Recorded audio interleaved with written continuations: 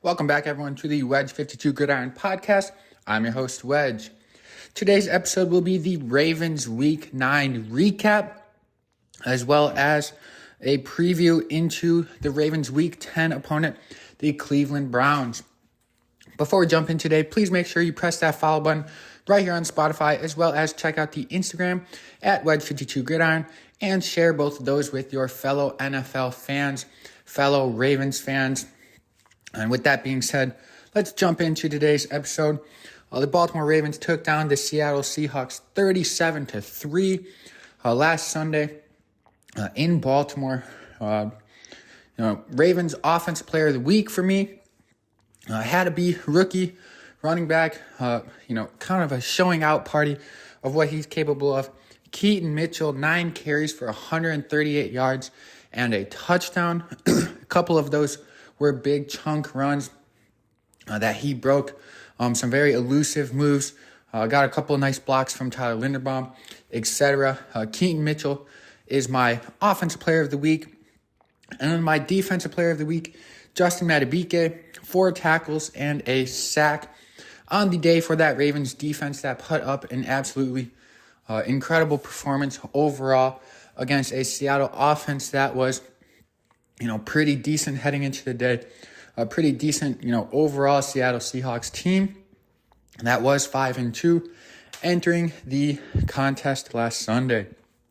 A couple of other offensive statistics. Quarterback Lamar Jackson, very efficient, 21 for 26, 187 yards, no touchdowns or no interceptions, as well as 10 carries for 60 yards on the day. So, not necessarily the touchdowns to show for it.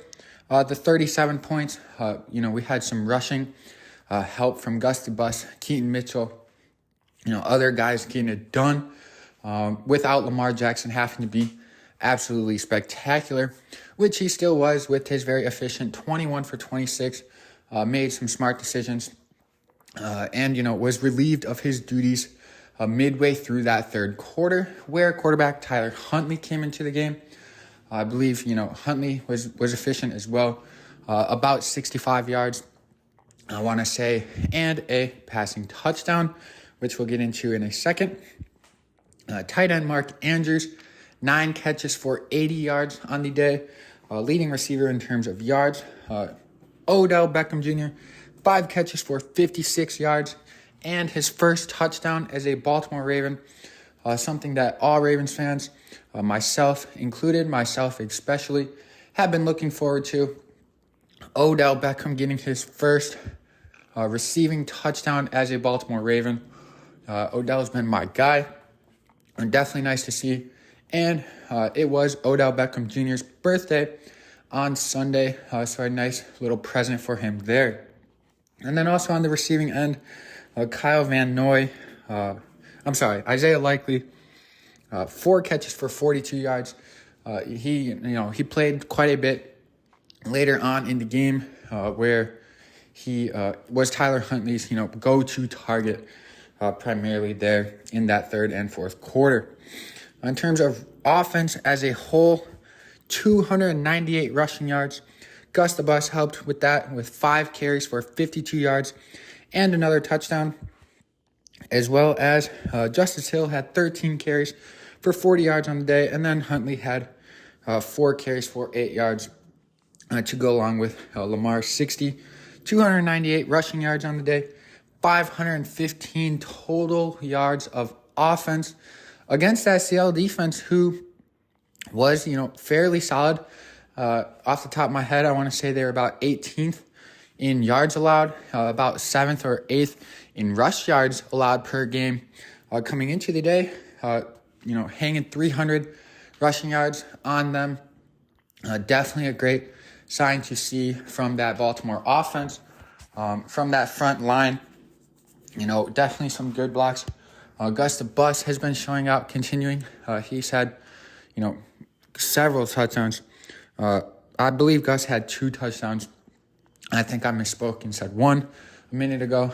Gus the Bus, scored 5 straight touchdowns there for us on a little tear. He's been tearing it up. 7 touchdowns on the season for him, as well as Keaton Mitchell getting his first touchdown on the ground like I said, if that, Baltimore Ravens offensive rushing attack, can continue to perform and be towards the top of the league in rushing yards per game. They're currently first in rushing yards per game.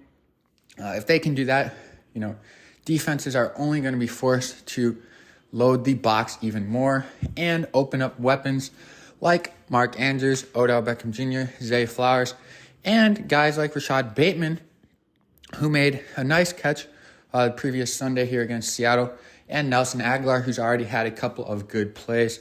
It's only positives for that Ravens offense with the kind of production that we've been seeing from them and that rushing unit the past 3 weeks here.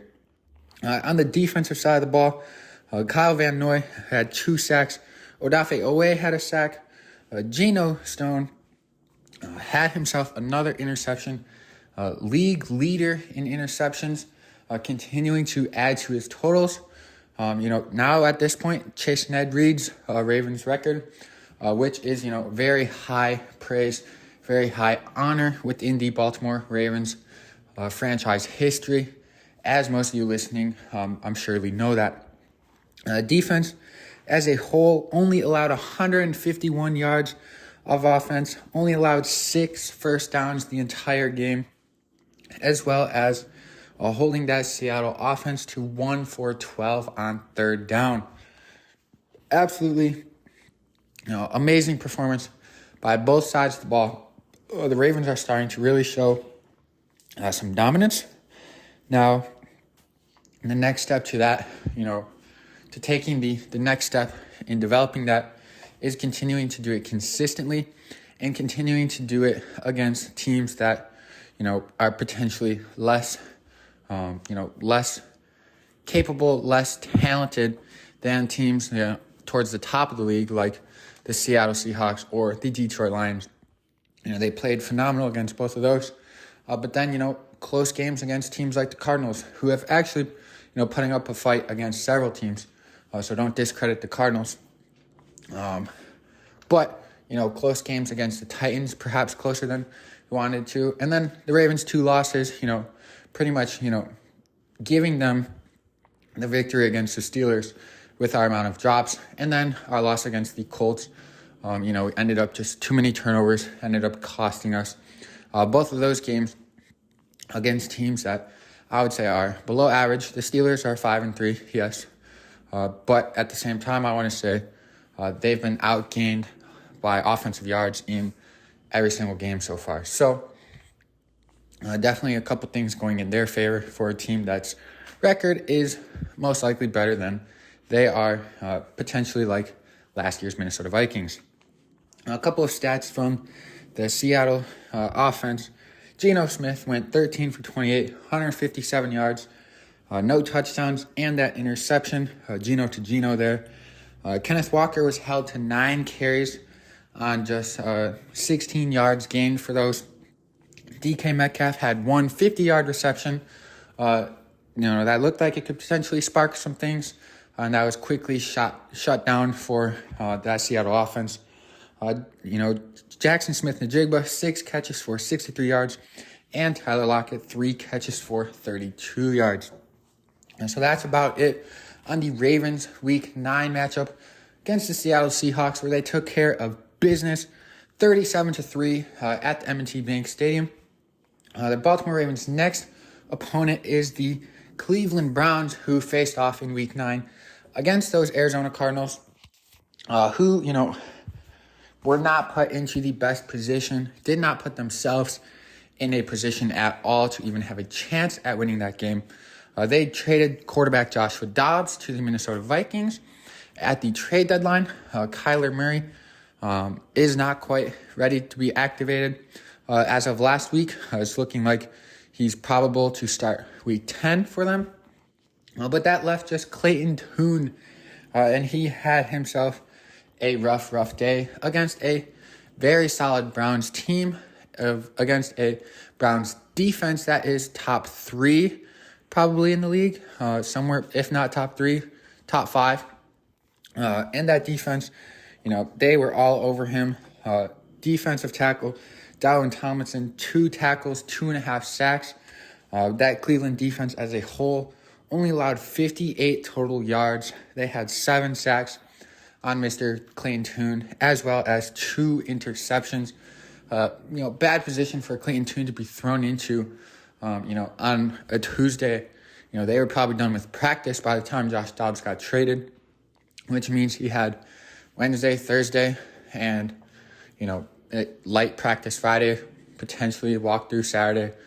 2-3 days of full practice for Clayton Tune, who never played a game before. It's not a successful position for him to be thrown into like that. We'll see. Hopefully, for his sake, he could perform a little bit better. If he is given the opportunity to step in for Kyler Murray, but hopefully that doesn't happen. Kyler Murray should be back. Let's see what he can do, and see if the Cardinals will be faced with a decision come next April. That is all a topic for a different episode. So make sure you press that follow button. Stay tuned if we dive into that deeper. Deshaun Watson was back for the Cleveland Browns against the Cardinals. He went 19 for 30, 219 yards, 2 touchdowns, and no interceptions on the day. His leading receiver on the day, as well as the leading receiver for the Cleveland Browns this entire season. Amari Cooper had 5 catches for 139 yards and a touchdown. Amari Cooper has been looking very good this year, kind of throwing it back to, the original Amari Cooper that we saw with the Raiders. A little bit down in terms of production and numbers with the Cowboys. But it's looking like Amari Cooper is, having himself a very solid year. I want to say Cooper has around 500 yards, maybe 3 or 4 touchdowns. That's just a guesstimate. I do not have it written down. So now looking ahead to the Baltimore Ravens and Cleveland Browns Week 10 matchup. It's going to be a very important one for the Baltimore Ravens. The Ravens currently sit atop of the AFC North at 7-2. They currently have the number 2 seed in the AFC Conference. And the Cleveland Browns, are tied for second with the Pittsburgh Steelers and Cincinnati Bengals. I'm sure there's some sort of tiebreakers there between head-to-head and yada yada. But regardless, all 3 of them are 5-3. The Baltimore Ravens play the Cleveland Browns this week, so definitely some divisional implications. It would be huge for the Ravens to go up 2-0 on the Cleveland Browns, and that would also move them to 3-1 in the division. The Browns, lost to the Ravens in week 3, I want to say it was, early in the season. And, kind of what they're looking at right now for both sides of the game. Ravens offense is currently ranked 5th in yards per game at 381. Never did any of us Ravens fans think that the Baltimore Ravens offense would be ranked top 5 in yards per game. Maybe 2019, we were probably close. But as a defensive franchise, that is definitely exciting to see. And we're doing it in multiple ways. First, in rushing yards per game at 160.3. Third in points per game at 26.6. And third in successful third down completions, success percentage at 45% success rate. Versus that Browns offense, they are ranked 18th in yards at 350.4 per game. They are third, however, in the league at rushing yards per game at 144. And this is after Nick Chubb went down early in the season. We all know what Nick Chubb is capable of. They did not really miss a beat in terms of rushing production, in terms of rushing yards. They've gotten help from young running back Jerome Ford, who's been very solid all season. He's their leading rusher, as well as they signed Kareem Hunt after the Nick Chubb injury, who has been, productive in his limited carries for them. And then points, they're ranked 14th at 22.6 per game. And that offense struggles very, very bad on third down. They are 31st in the league at successful third down percentages at just 31.7 success rate there on third down. In terms of defense, two of the top defenses in the league, probably two of the top three, I would say. The defense for the Baltimore Ravens, yards per game allowed, second at 295.8, second to only that Cleveland Browns defense, who is first with 256.8 yards allowed per game. Baltimore Ravens defense is first in points allowed per game at only 13.8 points allowed per game so far this season. That Cleveland defense is not far behind, in third place at 17.4 points per game allowed. And then both of these defenses, very, very good on third down, on getting that opposing offense off of the field and getting the ball back to their offense. Baltimore Ravens, seventh at 34.8%. And the Cleveland Browns defense, first in the league at 26% for that opponent success rate on third down. Two spectacular defenses. This one will most likely, be a mid to low level scoring game. Hard-nosed defensive battle. Field positioning and special teams are more than likely going to, play as a factor in this matchup, Week 10 in Baltimore versus the Ravens and the Cleveland Browns. So now, my three Ravens keys to success if they want to improve their odds of getting a victory and going 1-0 this week against them Cleveland Browns. My number one key is going to be third down. Both sides of the ball. Ravens offense is very good, 45% success rate against the number one third down defense at just 26%. One of those units, either the Ravens offense or the Cleveland Browns, are going to have to, give in. One of them is going to have to sway off of their, averages. The Ravens need to take advantage of third down and put that defense in a position where they are guessing, what kind of play we can run. How we do that? Get to third and four, third and three, or shorter. That gives us the option to run or throw the ball against that defense and not put them in a, one-sided guessing affair. 3rd and 7 plus, most likely going to be a pass that's not going to bode well for that Ravens offense throughout the stretch of the game. As well as for our defensive unit, defense currently 7th in third downs, allowed for our defense. And that Cleveland offense, one of the worst in the league, just 31% success. That Ravens defense has to stay strong and not let, one of the poorest offenses on third down, take advantage of that or, get freebies, things like that. No penalties on third down, playing smart, roughing the passer, defensive pass interference, etc. Playing smart on third down on the defensive side of the ball, as well as putting, the offense in a successful position when the Ravens have the ball on offense. My second key to the game for the Baltimore Ravens is going to be stop the run. Even with the Nick Chubb injury, the Cleveland Browns, that front line and their running back schemes in unit with Ford and Kareem Hunt, still producing very well. Third in the league in rush yards per game at 144. That needs to be slowed down as much as possible. I said it early on in the season. I said it in my first Ravens episode before playing the Browns. Stopping the run will only, benefit us most likely. Deshaun Watson, although has been more consistent, missed a few games with that shoulder injury, has been a little more consistent. But early on in the year, he was struggling in his decision-making and accuracy while throwing the ball. And stopping the run will only force his hand and put the Cleveland Browns in more play calls where they are going to be having to pass, hopefully forcing that Deshaun Watson errors.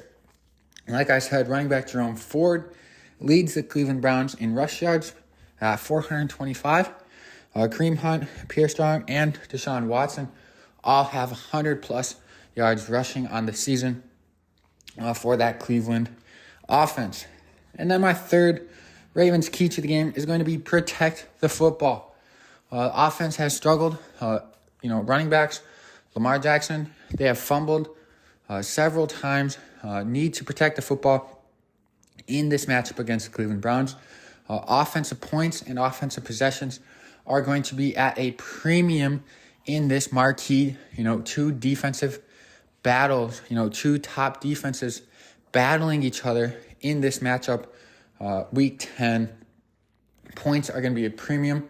We can not only fumble, but fumble in our own territory, allowing the Cleveland Browns to get a short field against our defense. We need to do everything we can to help our defense not only be put in a bind, but as well as score our own points against that Cleveland defense, who is first in yards allowed and third in points allowed per game to opposing offenses.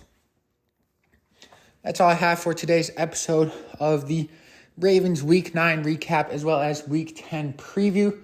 Make sure you press that follow button. That way you guys can check out tomorrow's episode, the league-wide Week 9 recap as well as league-wide Week 10 preview, as well as the announcement of Week 9's hymn performance of the week. Thank you all for listening. If you made it this far, press that follow button and go Ravens.